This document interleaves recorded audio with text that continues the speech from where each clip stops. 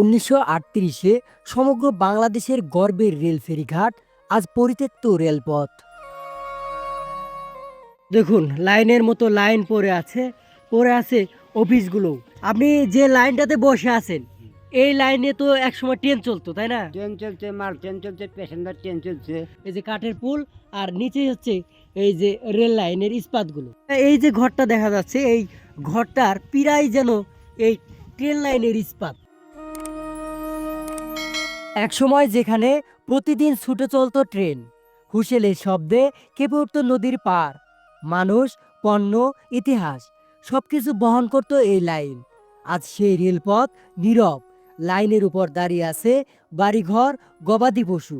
বন্ধুরা, আজ আমরা ফিরে তাকাবো সেই গর্বের রেল ফেরিঘাট ও বাহাদুরাবাদ রেল লাইনের হারিয়ে যাওয়া ইতিহাসে। এই বাহাদুরাবাদ স্টেশন বন্ধ হয়ে যাওয়ার পর থেকেই এই বাংলাদেশ রেলওয়ে স্টেশন এই পর্যন্ত সেবা দিয়ে আসছে। এটাই এতদিন লোকমুখে শুধু শুনে এসেছি, আজ সশরীরে দেখুন এখানে আসতেই শত শত মানুষের ভিড়। আর এই যে দেখতে পাচ্ছেন বাংলাদেশ রেলওয়ে লোকাল ট্রেনটা এই মুহূর্তে আসলো, আর এই ট্রেন থেকেই শত শত মানুষ এভাবে নামছে। আর এই ট্রেনটিতেই আবার ঢাকার উদ্দেশ্যে রওনা দিবে কিছুক্ষণ পরে। ঢোকার পরপরই বেসরকারি কমিটি কেন্দ্রে ঢাকার উদ্দেশ্যে চলে যাবে। তাড়াতাড়ি হয়ে করে কাউন্টার থেকে টিটি সংগ্রহ করে ট্রেনে উঠুন। দেওয়ানগঞ্জ থেকে বাহাদুরাবাদ পর্যন্ত এই লাইনটি ছিল একটি জীবন্ত শিরা। হাটবাজার, নদী বন্দর, কৃষিপণ্য সবকিছুর সঙ্গে যুক্ত ছিল এই লাইন। সময়ের সাথে বদলে যায় নদীর গতিপথ, যমুনার ভয়াল ভাঙন আর নদীর নব্যতা হারানো ব্যাহত করে ফেরিঘাটের কার্যক্রম। একসময় বাহাদুরাবাদ রেল ফেরিও বন্ধ হয়ে যায়। এতে গুরুত্ব হারায় দেওয়ানগঞ্জ থেকে বাহাদুরাবাদ রেল লাইন। গেল, আপনি যে লাইনটাতে বসে আছেন এই লাইনে তো একসময় ট্রেন চলতো, তাই না? ট্রেন চলছে, মাল ট্রেন চলছে, প্যাসেঞ্জার ট্রেন চলছে। তো এই ট্রেনটা কোথা থেকে আসতো? এই ট্রেনটা আসে ঢাকা থেকে আসিয়া ময়মনসিংহ ধরিয়া জামালপুর হয়ে বাহাদুরাবাদ ঘাট আছে। বাহাদুরাবাদ ঘাট দিয়ে আবার ওইদিকে যাইতো। হ্যাঁ, তো এই যে বিস্তীর্ণ লাইন দেখতে পাচ্ছি, এখানে তিনটা লাইন তিনটা লাইনই ট্রেন চলতো। তিনটে নারী ট্রেন চলছে। আসলে এই লাইনটা বন্ধ হয়ে যাওয়ার কারণটা কি? বন্ধ হয়ে গেল হেন চরপুরি নদী শেষ হয়ে গেছে, স্টিমার আছে। হ্যাঁ হ্যাঁ, স্টিমার ছিল। স্টিমার ছিল তো, ট্রেন আসি এখানে দাঁড়াইছে, হ্যাঁ হ্যাঁ, এখানে ওই প্যাসেঞ্জার সব উঠিয়ে স্টিমার চড়ি চলে গেছে একটা দিনাজপুর, ওই পারে ইয়েত গেছে জি, ফুলছড়ি। ফুলছড়িতে গেছে। তো এখন আসলে নদীতে নব্যতা হারানোর কারণে, চর পড়ে যাওয়ার কারণে এই ট্রেনটা বন্ধ হয়েছে। বন্ধ হয়ে গেছে স্টিমার। একটা সময় যেখানে দিব্যি ট্রেন চলতো, ঠিক সেই জায়গাগুলোতে এখন এই যে গরু বেঁধে রাখা হয়েছে, বাচ্চারা খেলতেছে। আর এই পাশটাতে দেখুন খড়ের ঢিপি এবং এই পাশটাতে শুলা রাখা হয়েছে।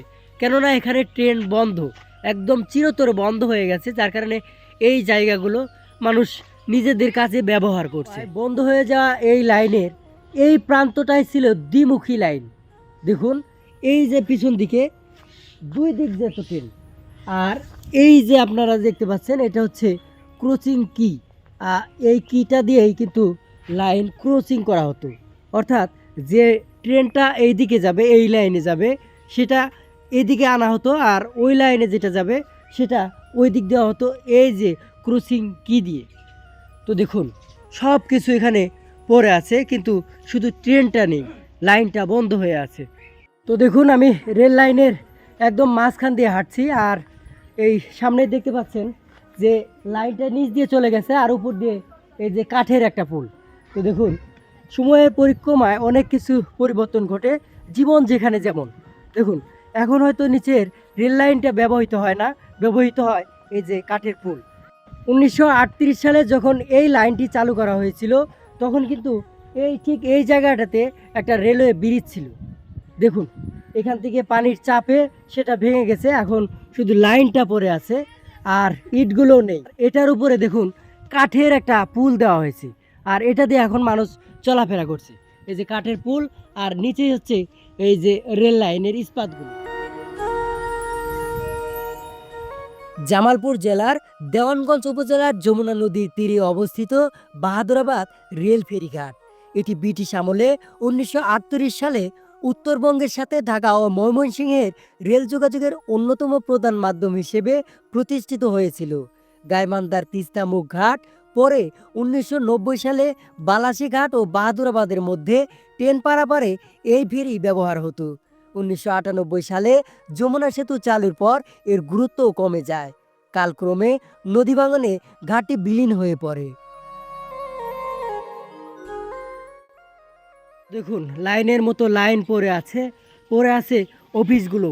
এখানে রেলওয়ে নিরাপত্তা বাহিনীর ইনচার্জ অফিস সেটা দেখতে পাচ্ছি। দেখুন অফিসগুলো এখন বন্ধ হয়ে আছে। আর এই পাশটাতে আরেকটা অফিস দেখতে পাচ্ছি। দেখুন রেল ইন্সপেকশন অফিস এটা। দেখুন এই অফিসটাও সময়ের পরিক্রমায় এভাবে বন্ধ হয়ে আছে।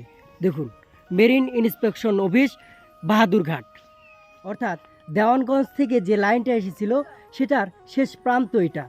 আর এদিকটাতে হচ্ছে এই যমুনা নদী। দেখুন নদী হারিয়েছে নব্বত, আর এই লাইনগুলো হারিয়েছে তার ট্রেনকে। সময়ের পরিক্রমায় যেগুলো পরিবর্তন হওয়ার কথা ছিল এখন তা সব ধ্বংসাবশেষ। দেখুন লাইনগুলো বিস্তীর্ণ এভাবে লাইনগুলো পড়ে আছে। আর লাইনে পারে যে জমিগুলো সেখানে যে ভিটেহারা মানুষগুলো এভাবে বাসা করে তাদের নির্ভেদে আশ্রয় নিয়েছে। আঙ্কেল এখানে বাসা, এখানে বাড়ি। যখন ট্রেন চলতো তখন কোথায় ছিলেন?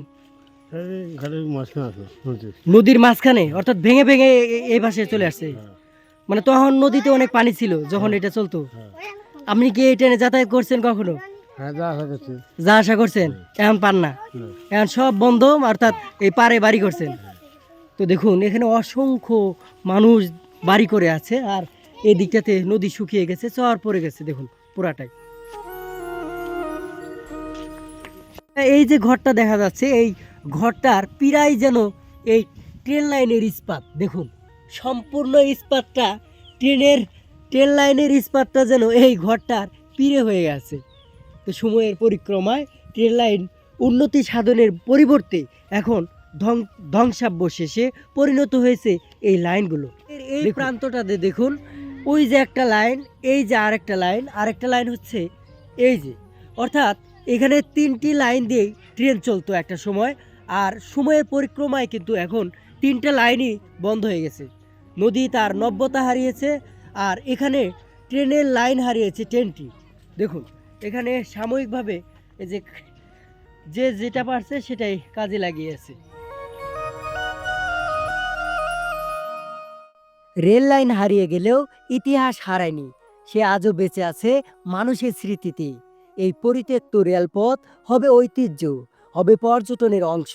এই প্রত্যাশায় আজ বিদায় নিচ্ছি। দেখা হচ্ছে অন্য কোনো ভিডিওতে।